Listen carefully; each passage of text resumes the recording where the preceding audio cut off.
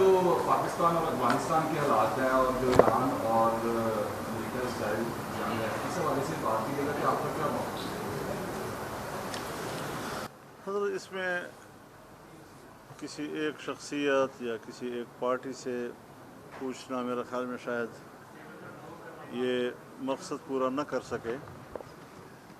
इस वक्त पूरी उम्मत इस्लामिया को सर जोड़ कर बैठना है और असरनो अपने नए मुस्तक़बिल को तय करना है। तारीख़ ने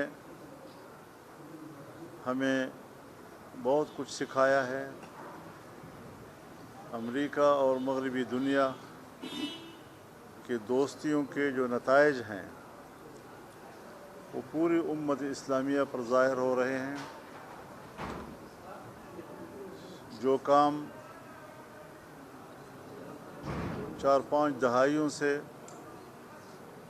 इस्लामी दुनिया की तहफ़्फ़ुज़ के नज़रिए से किए गए, आज वही फ़ैसले, वही इक़दामात अदम तहफ़्फ़ुज़ का सबब बन रहे हैं।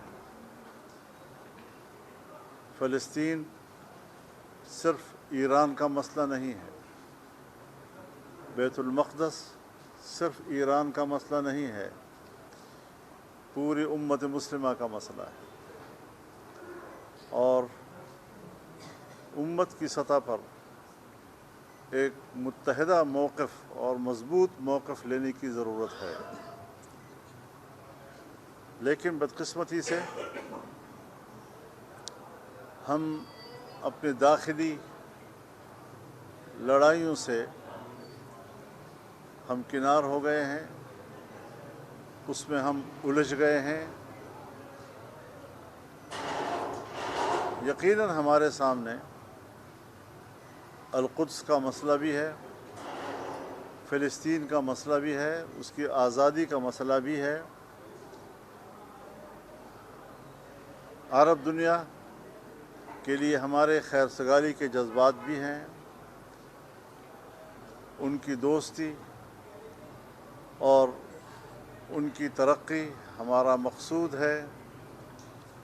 लेकिन पाकिस्तान में आज हम जिन हालात से दो चार हैं, इंडिया की तरफ हमारी पूरी सरहद इस वक्त हालत जंग में है। अफ़गानिस्तान की तरफ से हमारी पूरी मग़रिबी सरहद जंग की तरफ चली गई है। चीन पाकिस्तान से अब दिलचस्पी नहीं ले रहा, उसके अपने तहफ़्फ़ुज़ात हैं और ईरान की अपनी मुश्किलात हैं। तो इन हालात में हम किसी की पॉलिसियों पर बहस करने या उन पर तनक़ीद करने और ये कहने कि तुम गलत हो और मैं सही हूँ, शायद ये काफ़ी ना हो। हम मिन हैसुल कौम इस बात को सोचें कि पाकिस्तान कहाँ खड़ा है। पाकिस्तान बमुक़ाबले इंडिया, पाकिस्तान बमुक़ाबले अफ़गानिस्तान, पाकिस्तान ईरान ताल्लुक़ात, पाकिस्तान सऊदी अरब ताल्लुक़ात, पाकिस्तान खलीजी ताल्लुक़ात, पाकिस्तान इसराइल, पाकिस्तान अमेरिका, पाकिस्तान बैतुल मक़दस, इस तमाम तर हिसार में पाकिस्तान की पोजीशन क्या है। हमने तजवीज़ यही दी है कि इस पर पार्लियामेंट का मुश्तरका इन कैमरा इजलास बुलाया जाए ताकि अवामी नुमाइंदे वो खुलकर अपने वतन अज़ीज़ के लिए राय दे सकें, अपने तहफ़्फ़ुज़ात का इजहार कर सकें और इस्टेब्लिशमेंट और हुकूमत वो कौम को और कौम के नुमाइंदों को मुतमईन कर सके। इसको गली कूचों में ज़ेर बहस लाना, जलसों और इज्तिमाआत में ज़ेर बहस लाना और तनक़ीद व तायीद के दायरों में इसको महसूर करना, ये शायद आज के हालात का तकाज़ा न हो। हमने पाकिस्तान के लिए सोचना है, उसके मुस्तक़बिल के लिए सोचना है और पुरअमन और अच्छे पड़ोसियों को हमने तलाश करना है और हमने उसके लिए सियासी और सफारती रास्ते इख्तियार करने हैं, तहम्मुल और बर्दाश्त का रास्ता इख्तियार करना है। जंग से जंग पैदा होती है, जंग से امن پیدا نہیں ہو سکتا، اور اس کھیتی میں جہاں جنگ ہوگی وہاں آگ ہی اگے گی، اور آگ ہی وہ ہم سب کو لپیٹ میں لے لے گی۔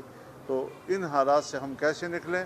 جمعیت علماء اسلام نے پارلیمنٹ کے فلور پر یہ تجویز دی ہے کہ ایک ان کیمرہ اجلاس بلا لیا جائے تاکہ قوم کے نمائندے ان حالات پر کھلی بحث کر سکیں۔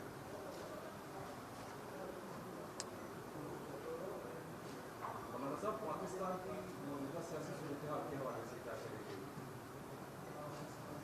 مثلاً ملک کے گورنر کراچی کو تبدیل کیا گیا ہے، اور اس یہ تو معمول کی باتیں ہیں۔ جو حکومت کی جو اتحادی جماعتیں ہیں ان میں کوئی اختلافات ہیں؟